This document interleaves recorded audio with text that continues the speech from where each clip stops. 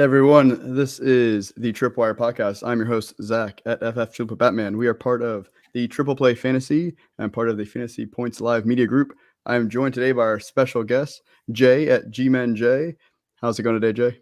Doing good, man. I appreciate it. I appreciate the invite coming back. I was on with you last season. Excited to talk some waivers. Absolutely. So Jay is the content manager for Front Yard Fantasy. We love those guys over there, and the content contributor for Fanduel, and we also love Fanduel. So we're happy to have you on, Jay. And I think you were our first guest last year, so we had to bring it full circle now. There we go. Can you hear me? I had to readjust my mic. It got unplugged. But yeah, I You're believe I good. was the first guest last year. It was, I think it was a Taysom Hill. Actually, with New Orleans on Monday Night Football. I think we actually talked some Taysom Hill. I think that was going through some debate as to if he should still be eligible in tight end and stuff like that. It was an interesting time. It feels like we get a couple of big weeks every year with some Taysom Hill controversy. Oh yeah, 2021, crazy times now thinking about it. Absolutely. So we have missed you guys for a couple weeks. Sorry about that. Life gets in the way, but we are back. Amen. And my co-hosts, they have some personal stuff going on. Everything is okay. Again, just some life stuff. So I didn't want to talk for 15, 20 minutes by myself. So I have reached out to some of my friends in the fantasy space to have them join us. So Jay was kind enough to come join us today. So with Absolutely. that, if you guys are used to us by now, we are the Waiver Wire show for Triple Play Fantasy. Their main show is on Tuesday nights. So make sure you go ahead, like this video, but subscribe to the YouTube channel so you don't miss any of the great content coming out. Baseball just ended, but we still have basketball going on as well. Lots of great stuff coming out from the Triple Play Fantasy guys. So with that, we are covering waiver wires. This is ESPN under 50% rostered. We're going position by position. If you have any questions, drop them in the chat. I see we have one already. We'll get to that as soon as we talk about some quarterbacks. So Jay, can you kick it off with quarterbacks? Yeah, absolutely. So the way that I've got these guys ranked is Justin Fields. I was really surprised that he's still only rostered in 47.4% of ESPN leagues. Now I do have to remember, most I'm very heavy super flex, but that's not the case. But even so, if you wound up, well, I'll go through the list and then go back to that. Justin Fields, 47.4% rostered. I cheated just a little bit on this second one.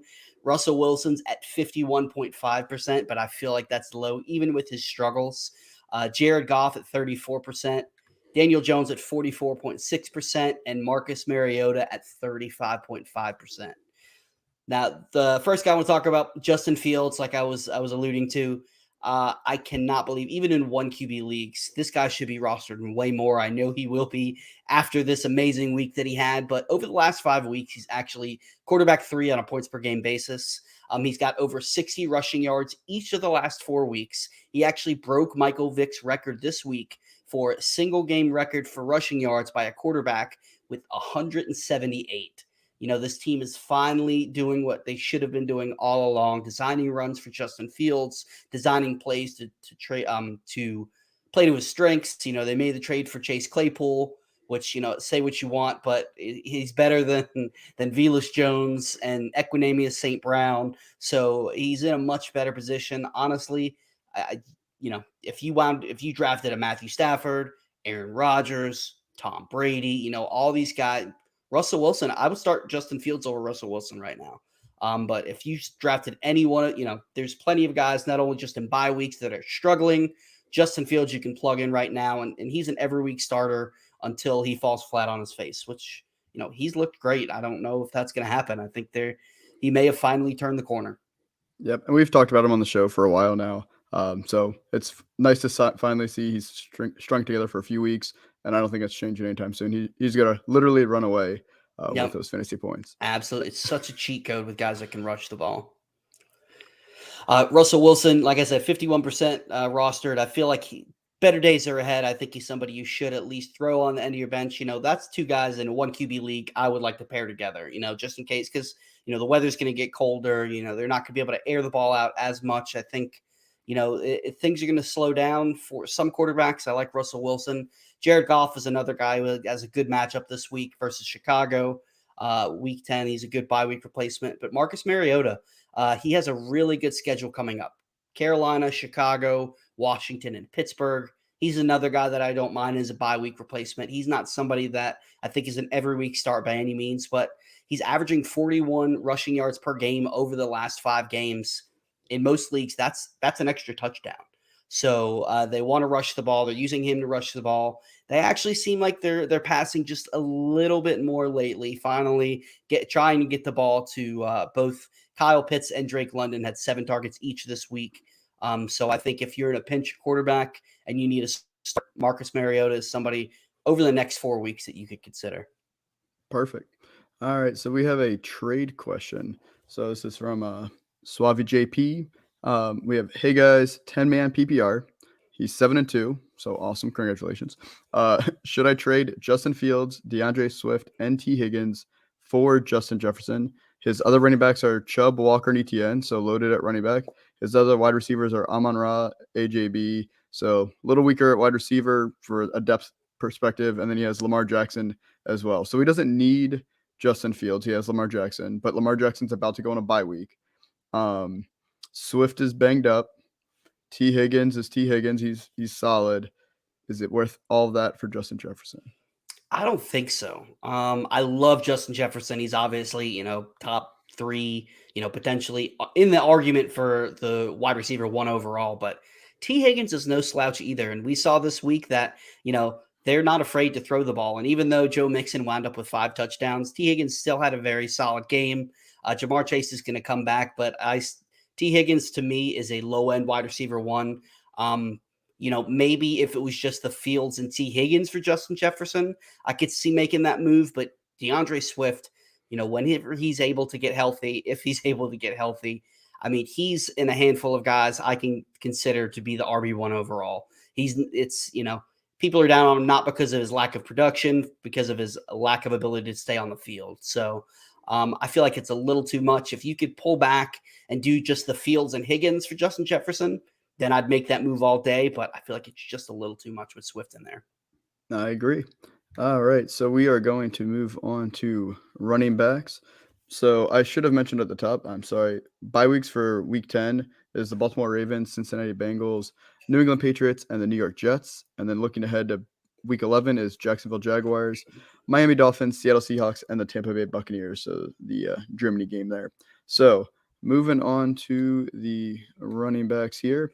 I have Jeff Wilson at number 1, just under 45% rostered. Number 2, Jaylen Warren, 3.1% rostered. Number 3, Rachaad White, 19.9% rostered. Number 4, Alexander Madison, 27.7% rostered. And number 5, Kyren Williams, 14.6% rostered. So I got guys all over the place from a roster percentage. So I don't care what league you're in. I guarantee you I just named a guy that is available in your league. So go ahead and pick one of them up. But I did want to highlight Jaylen Warren just because we have not really talked about him on the show. He's the rookie running back for the Pittsburgh Steelers. I wouldn't be splashing the fab for him. Probably under 5%, maybe under 3% fab. If he's still on your waiver wire, which he should be, 3% rostered. He had a season high of 9 touches in week 8. So that was right before his week 9 bye. And he honestly just looked more dynamic than Najee Harris, who just seems to be struggling right now behind that terrible offensive line. And honestly, I just want to see, does he get more snaps and touches coming out of the bye week? We typically see that a lot for rookies. They start getting more work after that bye week. Now we're in the second half of the season. Again, you're not planning on starting Jaylen Warren this week. This would just be stash him on your bench. Let's see how he looks after the bye. And if you need to, you just cut him after that. So you're not spending too much. And then I wanted to highlight Alexander Madison only being 27.7% rostered. Again, you don't need to spend a lot, and you're not starting him this week. But he should be rostered on every team because Dalvin Cook is rostered on every team. So again, not much analysis other than he is the top handcuff available right now on the waiver wire, and he could be a top 12 running back if Dalvin Cook gets hurt. We don't wish injuries upon anyone, but Cook is not a pillar of health. He's already dealt with his chronic shoulder injury earlier this season. You never know, and he should be rostered because he's a league winner if Cook ends up getting hurt at any point this season. So again, if you have a spot on your bench, I'm sure you do, pick up Alexander Madison. So Jay, who are you feeling for wide receivers? Yeah, so the number 1 guy, and I feel a little bit sick. I feel like I'm going to throw up for saying this, but Mecole Hardman has actually looked pretty good and pretty consistent here recently. Number 2, I've got Wan'Dale Robinson. Number 3, Jahan Dotson. Number 4, Terrace Marshall. And then number 5, I've got somebody who's rumored to go to your Cowboys, one Mr. Odell Beckham Jr. The first guy I wanted to talk about was McCole Hardman. He's rostered in 36.1% of ESPN leagues. Now, he's the definition of a boom bust guy, but here recently, he's scored over 10 fantasy points in the past 4 games. He's averaging 18.3 points per game over the last 4 games. Now, he's had a couple of blow up games, but he's scored a touchdown in 3 straight games. They're using him. This is definitely, if you're playing McCole Hardman, you have to be comfortable with taking a 0 because this is what he does. He'll show flashes, and then, the nature of the Kansas City offense, it's what happens. That somebody else, Juju's looked really good. Travis Kelce is obviously the alpha in this offense. And I like the addition of Kadarius Toney. I think that's going to take some touches away as well.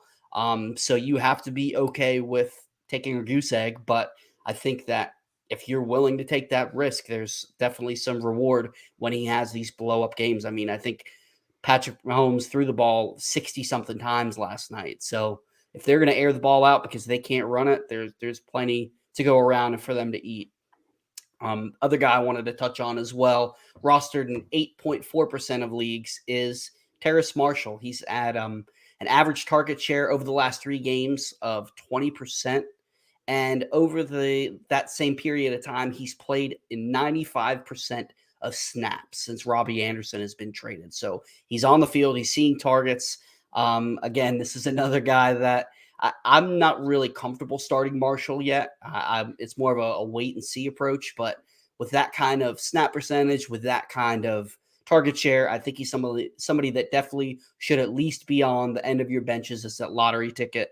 If you can afford it, if you've had a decent amount of buys and you've got that extra spot, throw Terrace Marshall at the end.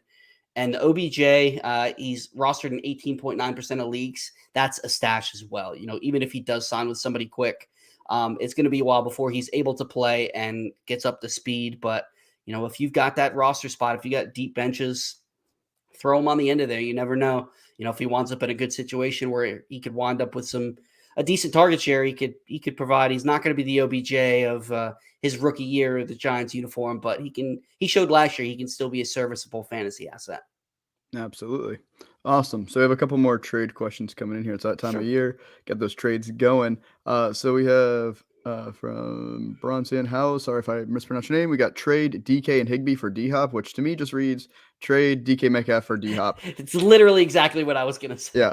That's exactly how I read it. So I would rather actually probably have D-Hop just because he just seems to have a lot more targets. And he's targeted more in the red zone. I think DK is great, plenty of talent, and I think it's a better offense, honestly, right now. But it's hard to pass up D-Hop with all those targets. Yeah, it's pretty even. I mean, I'm with you. I probably would rather D-Hop, but like you said, I don't really consider Higbee in this trade because he's waiver wire fodder for me. We like to say over at Front Yard Fantasy, there's a tight end glob, and then he's just in that glob of guys that you're looking at 3 for 30, and you're hoping they get a touchdown. Yep, and he'll be coming up later on the show. There you go. And DK and D-Hop, I mean, it's kind of a 1-for-1. It's really, it's who you prefer. I kind of avoid trades like this when you're trading, 1-for-1 because you're not really improving your team that much. I put DK just a little under DeAndre Hopkins, so I would say make the move, but, maybe try to pair DK with something else that you have an abundance of and maybe shoot just a little higher. Cool. We got one more from him, a quick one. Trade Jacoby and Pitts or Waller for Amon-Ra. Yeah, I don't care which tight end it is, and I would definitely prefer Amon-Ra. Yep, definitely. And I would prefer Waller just because I am still a sucker for Pitts. If they return to Desmond Ridder and they start throwing the ball a little more, Pitts he's got a ton of targets here lately. I think he's eventually going to turn it on, whether it's next year. But Waller, unfortunately, I'm not too concerned about this year. Perfect. All right, and with that, just bashing tight ends all over the place. We're going to talk about tight ends. So it's actually a decent list. It's eclectic, it feels like. We have some new names. So number 1 is Greg Dulcich. at 29.5% rostered. Number 2, Noah Fant, 31.9% rostered. Number 3, Cole Kmet, 27.3% rostered. Number 4, K. Dotton, 4.8% rostered. And number 5, Isaiah Likely, 31.2% rostered. And like I said, let me remind you guys, if you're not watching this live, we are recording this before Monday Night Football, so I have no idea what Isaiah Likely does in this game as I'm talking about him, but let's just hope that it goes well. And we don't know how long Mark Andrews is really going to be out, so why not just stash him? Okay, so I want to talk about Greg Dulcich, though. He is a rookie tight end, so he's coming off his bye week, so we've gotten to see him play 3 games. His first game was week 6. So over those 3 games he played, he's the tight end 3, scoring 12.1 points per game. Gotta love that. Mm-hmm. And it's not like a boom or bust 12.1 points per game. He scored at least 11.1 PPR points in every game so far. He's between 11 and like 13 points every week. And over those 3 games, he's second on the team in target share at 17.7% with 5.7 targets per game. That's what you're looking for in a tight end. So he would be who I'm spending the most money on fab-wise out of these tight ends, but still not going crazy. If you really need a tight end, 10, 15, 20% somewhere there, depending on how the rest of your league has been treating tight ends. And then I want to talk about Cole Kmet real quick. So much love before the offseason by so many, so much hate by others before the offseason. A lot of people, a lot of people have been poo-pooing Cole Kmet because he's been poo-pooing all of our rosters. Yeah, you're kind of right. But recently, he has scored 3 touchdowns over the last 2 games. So I don't like to chase touchdowns, but this offense, as you talked about with Justin Fields, is opening up a little bit more so Fields running. But they are throwing a little bit more, just not quite enough for me. He is a very much a boom-bust tight end, which is almost every tight end.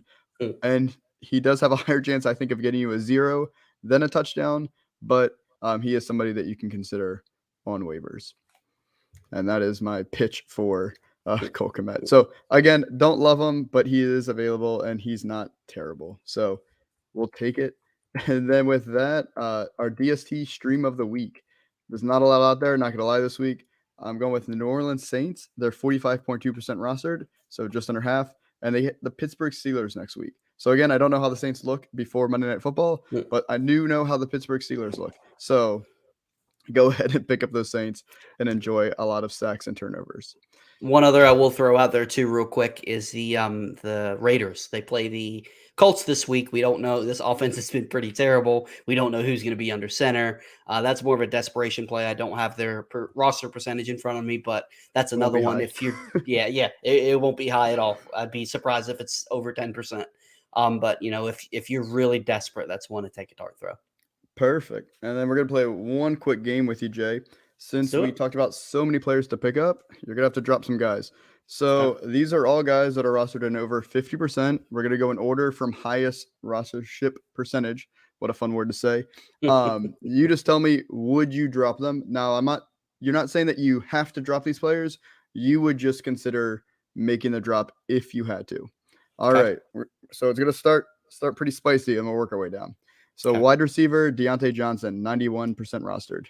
Not a chance. Wide receiver, Cortland Sutton, 91%. Little less sure, but I still wouldn't. Wide receiver, Brandon Cooks, 89%. If he doesn't play again this week, I might consider it. But he's still somebody I'm looking to keep on my roster. I already know the answer to this one. Tight end, Tyler Higbee, 89%. I am team never Higbee. Yeah, Higbee's gone. Wide receiver, Adam Thielen, 89%. No, I think Thielen's going to be wind up on a lot of championship rosters. I think that he's somebody you want to keep around. Quarterback, Aaron Rodgers, 87%. 100%. I think he's droppable in all formats. Superflex, you're not dropping a quarterback, but especially one QB.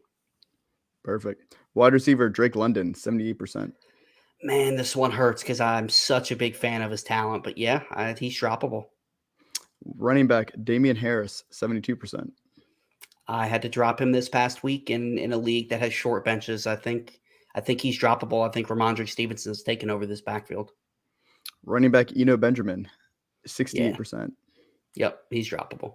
Tight end, Mike Gesicki, 67%. Yeah, you can kick him to the curb. Wide receiver, Allen Robinson, 65%. Man, this one hurts, but yeah, I think he's droppable. Quarterback, Derek Carr, 63%. I would still like to hang on to him. If it's between him and Justin Fields, give me Justin Fields all day. But he's one that is more of a desperation. If you've got, if you have to have that spot, then I'm okay with it. All right, tight end Hayden Hurst, 60%. Yeah, yeah. You can cut Hayden Hurst. Great Wide, guy, but wide receiver Robert Woods, 59%. yeah, he's droppable. Two more. Quarterback Matt Stafford, 58%. I would still hang on to Stafford while I am concerned with the elbow, with the way this offensive line is looked. I can't drop him just yet. All right, last one. Running back Brian Robinson, 56%. Yeah, unfortunately, he's droppable. It was a great story to see him come back from what he dealt with, but he's just not getting used in the passing game. Antonio Gibson's looked really good lately. Think he's definitely droppable. Awesome. Well, thank you for coming on, Jay. Can you tell Absolutely. everyone where they can find all of your work? Yeah, so I'm the content manager over at Front Yard Fantasy. We like to blend not only fantasy football, but have fun while we're doing it. We play games. We've got a morning show on the Better Sports Network Monday through Friday at 7 a.m. Eastern, 7 to 10. Best places you could find our stuff is if you go on YouTube, Front Yard Fantasy, and like I said, Monday through Friday, 7 a.m. to 10 a.m. Eastern. We've got our morning show where it's, NFL news. We play games. It's just a lot of fun. Awesome. Well, thanks for coming on again, guys. This is the Tripwire Podcast. We are part of Triple Play Fantasy, part of the Fantasy Points Media Group. Make sure you go ahead, like the video. Great way to support us. Make sure you go to subscribe to the YouTube channel. Also a great way to not miss any of the awesome content coming out from the team. And if you're listening to us on the podcast, make sure you download, rate, review, subscribe, all that fun stuff. It's just a great way to support the team. We will be back next week. I have another special guest for you all. I would love to have Jay every week, but busy man.